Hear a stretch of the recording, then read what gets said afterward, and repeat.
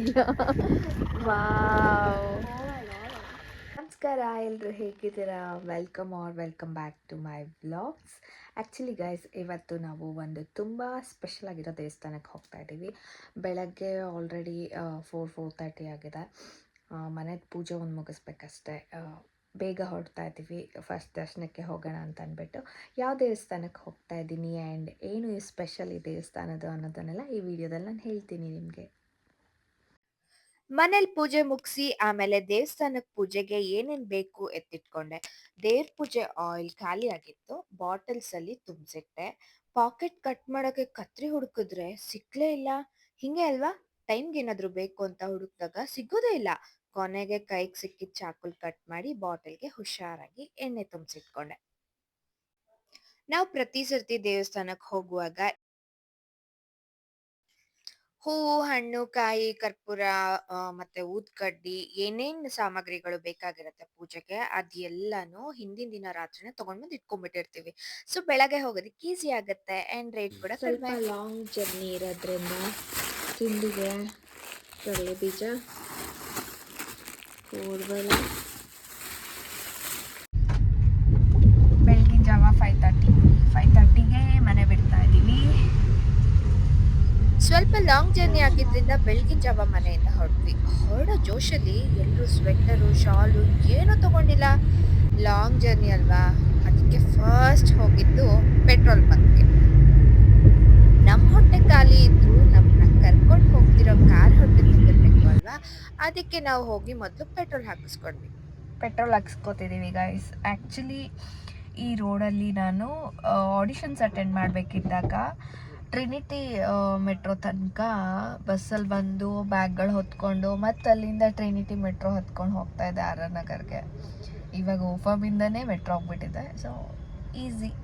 ಹಳೆ ದಿನಗಳೆಲ್ಲ ನೆನಪಾಯಿತು. ಎಷ್ಟು ಕಷ್ಟಪಟ್ಟು ಓಡಾಡ್ಸಿದ್ದೆ ಗೊತ್ತಾ ನಾನು. ಸೀರಿಯಲ್ ಆಡಿಷನ್ಸು, ಸಿನಿಮಾ ಆಡಿಷನ್ಸ್ ಅಂದರೆ ನನಗಿಂತ 100ರಷ್ಟು ಕಷ್ಟಪಟ್ಟಿರೋರು ಇದ್ದಾರೆ. ಬಟ್ ನನಗದು ನೆನಪಾಯಿತು. ವೈಟ್ ಫೀಲ್ಡಿಂದ ಸುಮ್ಮನೆನಾ ಗೈಸ್, ಸುಮ್ಮನೆನಾ. ಆ್ಯಂಡ್ ಇಲ್ಲಿ ಹೋಗ್ತಾ ಮುಂದೆ ಅಣ್ಣವ್ರದ್ದು ಒಂದು ಸ್ಟ್ಯಾಚ್ಯೂ ಇದೆ. ಅದಕ್ಕೆ ಯಾವಾಗಲೂ ನಮಸ್ಕಾರ ಮಾಡ್ಕೊಂಡು ಬೇಡ್ಕೊಂಡು ಹೋಗ್ತಾ ಇದ್ದೆ ನಾನು. ಇಫ್ ಪಾಸಿಬಲ್ ನಾನು ತೋರಿಸ್ತೀನಿ ಅದನ್ನು ದೊಮ್ಲೂರಲ್ಲಿ. Whitefield to R R Nagar travel ಸುಮ್ನೆನಾ, ಒಂಥರ ಬೇರೆ ದೇಶ ಅಂತಾನೆ ಹೇಳ್ಬೋದು ಆಯ್ತಾ. ನಾನ್ ಕಾಸ್ಟ್ಯೂಮ್ಸ್ ಇರೋ ಬ್ಯಾಗೇಜ್ ಹೊತ್ಕೊಂಡು ಬಸ್ಸಲ್ಲಿ ಟ್ರಿನಿಟಿ ತನಕ ಟ್ರಾಫಿಕ್ ಅಲ್ಲಿ ಹೋಗೋಷ್ಟರಲ್ಲಿ ಆಡಿಷನ್ ಅಲ್ಲಿ ಪರ್ಫಾರ್ಮ್ ಮಾಡಕ್ಕೂ ಎನರ್ಜಿ ಇರ್ತಾ ಇರ್ಲಿಲ್ಲ ಗೊತ್ತಾ. ಅಷ್ಟು ಸುಸ್ತಾಗ್ಬಿಡ್ತಿತ್ತು. ಎಸ್, ಸಿ ಇಲ್ಲಿದೆ. ಅಯ್ಯಯ್ಯೋ, ಸ್ವಲ್ಪ ಹಿಂದೆ ಅಥವಾ ಮುಂದೆ ನಿಲ್ಸಕ್ಕಾಗ್ಲಿಲ್ವಾ? ಹಂಗಾಗಲ್ಲ, ಮುಂದೆ ಗಾಡಿ ಇದೆ. ಸರಿ ಕಾಣಿಸ್ತಾ ಇದ್ದ.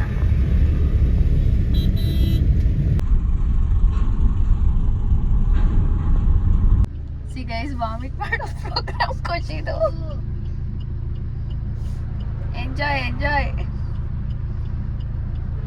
ಹೋಗು ಅವಳ ಹತ್ರ ನಿಂತ್ಕೋ.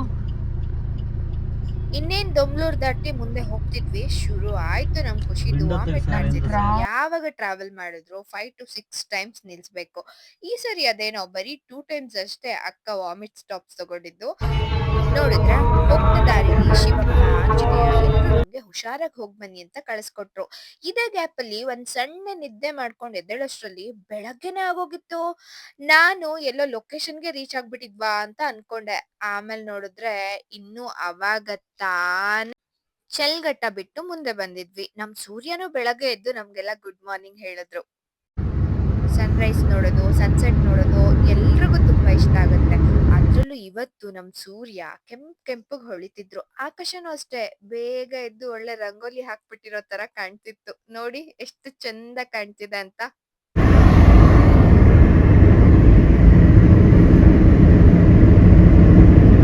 ಓಕೆ ಗೈಸ್, ಹೆಂಗಿತ್ತು ವಾಮಿಟ್ ಮಾಡಿದ್ದು?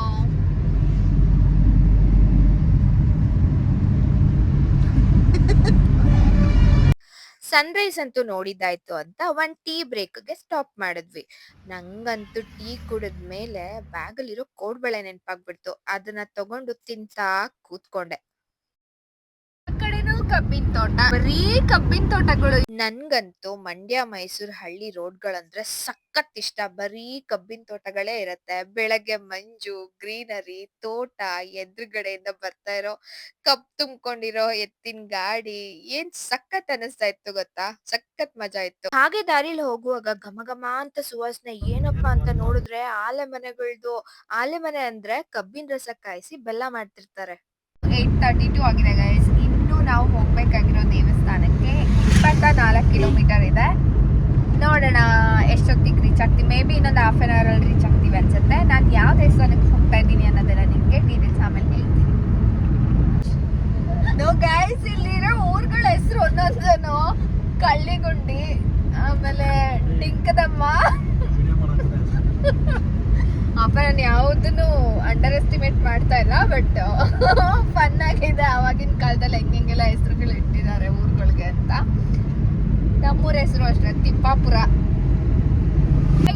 ಬಂದ್ವಿ ನಾವು. ಇನ್ನ 2 ಮಿನಿಟ್ಸ್ ತೋರಿಸ್ತಾ ಇದೆ. ಸೊ ನಾವು ಬಂದಿರೋ ದೇವಸ್ಥಾನ ಇದೆ ಗೈಸ್, ಇದೆ. ಹೇಳ್ತೀನಿ ಯಾವ ದೇವಸ್ಥಾನ ಅಂತ, ವೈಟ್ ಅಂಡ್ ವಾಚ್. ತುಂಬಿ ಹರಿದಿದೆ. ಇದು ಏನದು, ಇದ್ರ ಹೆಸರು?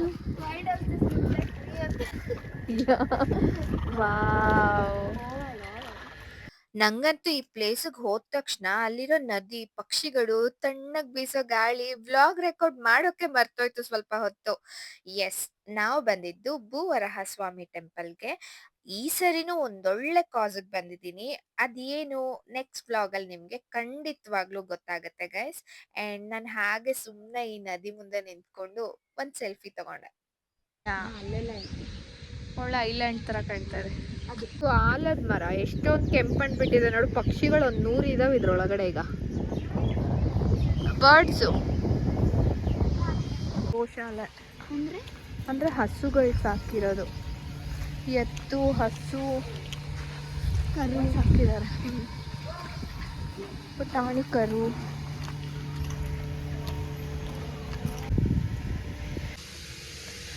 ಅಂತೂ ಇಂತೂ ಭೂವರಾಹ ಸ್ವಾಮಿ ಟೆಂಪಲ್ ಬಂದ್ವಿ. ನಾವಿಲ್ಲಿಗ್ ರೀಚ್ ಆಗೋಷ್ಟ್ರಲ್ಲಿ 9:15 ಆಗ್ಬಿಟ್ಟಿತ್ತು. ಇನ್ನು ದೇವಸ್ಥಾನದ ಕೆಲ್ಸಗಳೆಲ್ಲ ಮಾಡ್ತಾನೆ ಇದ್ರು. ದೇವಸ್ಥಾನದೊಳಗಡೆ ಹೋಗೋದಕ್ಕಿಂತ ಮುಂಚೆ ಕೈ ಕಾಲ್ನ ತೊಳ್ಕೊಂಡು ಪ್ರದಕ್ಷಿಣೆ ಹೋಗೋದಕ್ಕೂ ಮುಂಚೆ ನಮ್ಗೇನ್ ವಿಶ್ ಇದೆ ಅದನ್ನ ಬೇಡ್ಕೊಂಡು ಒಂದ್ ಕವರ್ ಒಳಗಡೆ ಮಣ್ಣನ್ನೆಲ್ಲ ತುಂಬ್ಕೊಂಡು 11 ಪ್ರದಕ್ಷಿಣೆ ಮಾಡ್ಬೇಕು ಅಂತ ಹೇಳಿದ್ರು. ಸೊ ಹಂಗಾಗಿ ನಾವೆಲ್ಲರೂ ಪ್ರದಕ್ಷಿಣೆ ಮಾಡೋದಕ್ ಶುರು ಮಾಡಿದ್ವಿ. ಪ್ರದಕ್ಷಿಣೆ ಮಾಡ್ತಾ ಮಾಡ್ತಾ ನಾನ್ ಗಮನಿಸಿದ್ದೇನು ಅಂದ್ರೆ ಕಲ್ ಮೇಲೆ ಕಲ್ಲನ್ನ ಎಲ್ರು ಜೋಡ್ಸಿಟ್ಟಿದ್ರು. ಹೌದಾ?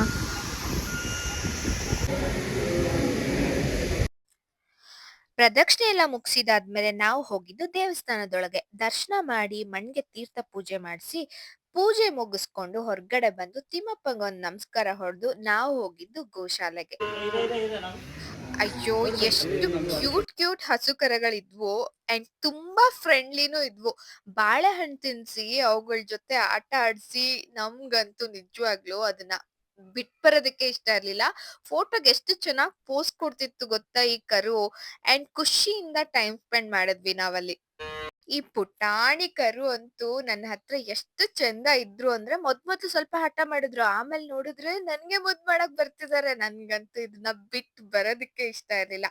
ಇಷ್ಟ ಆದ್ಮೇಲೆ ಹೊಟ್ಟೆ ಹಸು ತಡಿಯಕ್ಕಂತೂ ಆಗ್ಲಿಲ್ಲ ನಮ್ಗೆ. ಸೊ ಅನ್ನದಾಸೋಹಕ್ಕೆ ಹೋಗಿ ಅಲ್ಲಿರೋ ಪ್ರಸಾದ ಏನ್ ಮಾಡಿದ್ರು ಅದನ್ನ ಹಾಕಿಸ್ಕೊಂಡು ಮೊಸರನ್ನ ಮತ್ತೆ ಏನೋ ರೈಸ್ ಬಾತ್ ಮಾಡಿದ್ರು. ಅದನ್ನ ಸ್ವಲ್ಪ ತಿನ್ಕೊಂಡ್ವಿ. ಅಂಡ್ ಅಲ್ಲಿ ಏನೋ ಸ್ವಾಮೀಜಿ ಅವ್ರದ್ದು ವಿಗ್ರಹನು ಇಟ್ಟಿದ್ರು. ಎಲ್ರು ನೀಟಾಗಿ ಪ್ರಸಾದ ಮುಗಿಸ್ಕೊಂಡು ನಮ್ ಪ್ಲೇಟ್ನ ನಾವೇ ಕ್ಲೀನ್ ಮಾಡಿ ಇಟ್ಬಿಟ್ಟು ನದಿ ಕಡೆ ಹೊರಟ್ವಿ. ನಾವು ಹೋಗಿದ್ದು ಪಕ್ಕದಲ್ಲೇ ಇರೋ ನದಿ ಕಡೆ. ಚಿರ್ಮುರಿ ತಿನ್ಕೊಂಡು ನದಿ ನೋಡ್ಕೊಂಡು ಸುಡು ಬಿಸಿಲಲ್ಲಿ ತಣ್ಣಗ್ ಫೀಲ್ ಆಗ್ತಿತ್ತು.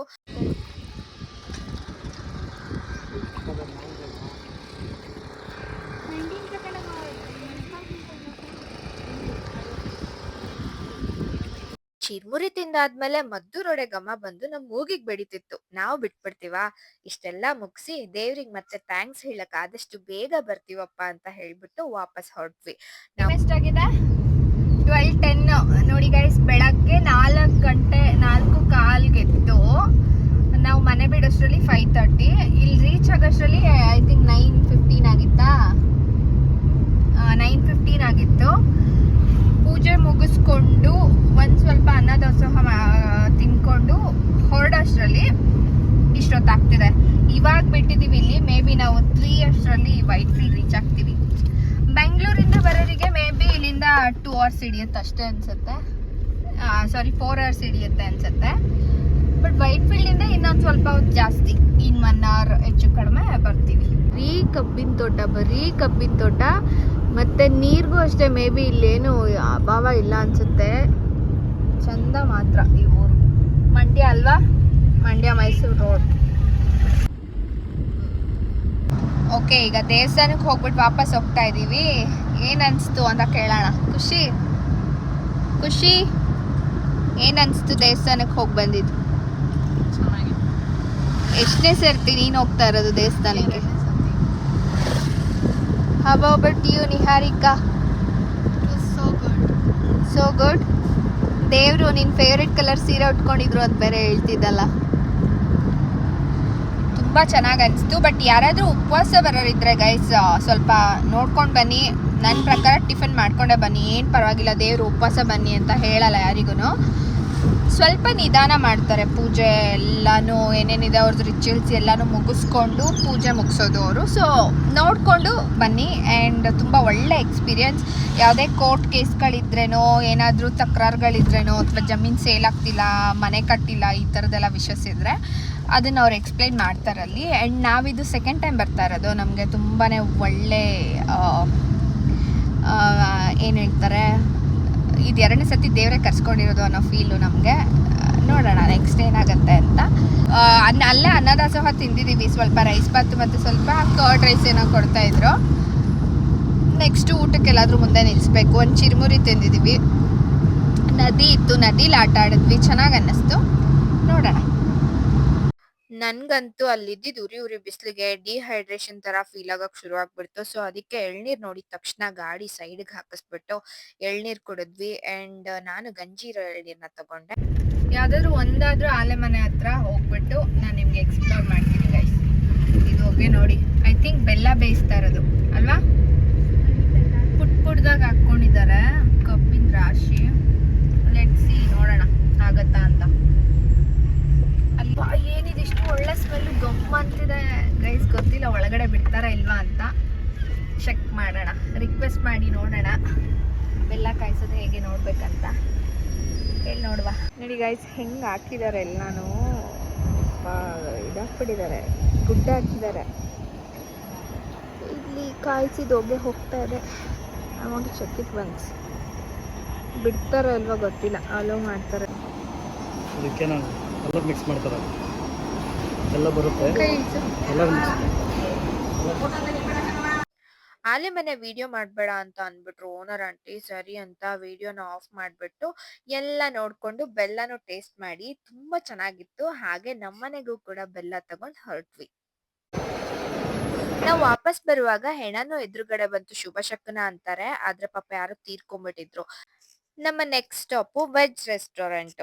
ಕೊನೆಗೂ RR Nagar metro road reach ಆದ್ವಿ. ಹಾಗೆ ಊಟ ಟೈಮ್ ಕೂಡ ಆಗಿತ್ತು, ಹಂಗಾಗಿ ಎಲ್ರು ಊಟಕ್ಕೆ ಹೋದ್ವಿ. ಮೊದಲು ಗೋಬಿ ಹೇಳಿದ್ವಿ, ಅದಾದ್ಮೇಲೆ ಮಸಾಲೆ ಹೇಳಿದ್ವಿ, ಲಾಸ್ಟ್ ಅಲ್ಲಿ ಹೈದರಾಬಾದ್ ವೆಜ್ ಬಿರಿಯಾನಿ ಹೇಳಿದ್ವಿ. ಇವತ್ತು ನಾವು ತಿಂದಿದ್ದು ವೆಜ್ ಬಿಕಾಸ್ ಸ್ಯಾಟರ್ಡೆ ಆಗಿತ್ತು. ಟೇಸ್ಟ್ ಮಾತ್ರ ಅಲ್ಟಿ ಆಗಿತ್ತು ಗೈಸ್. ರೆಸ್ಟೋರೆಂಟ್ ಡೀಟೇಲ್ಸ್ ಬೇಕಿದ್ರೆ ನಂಗೆ ಕಮೆಂಟ್ ಮಾಡಿ, ನಾನು ಹೇಳ್ತೀನಿ.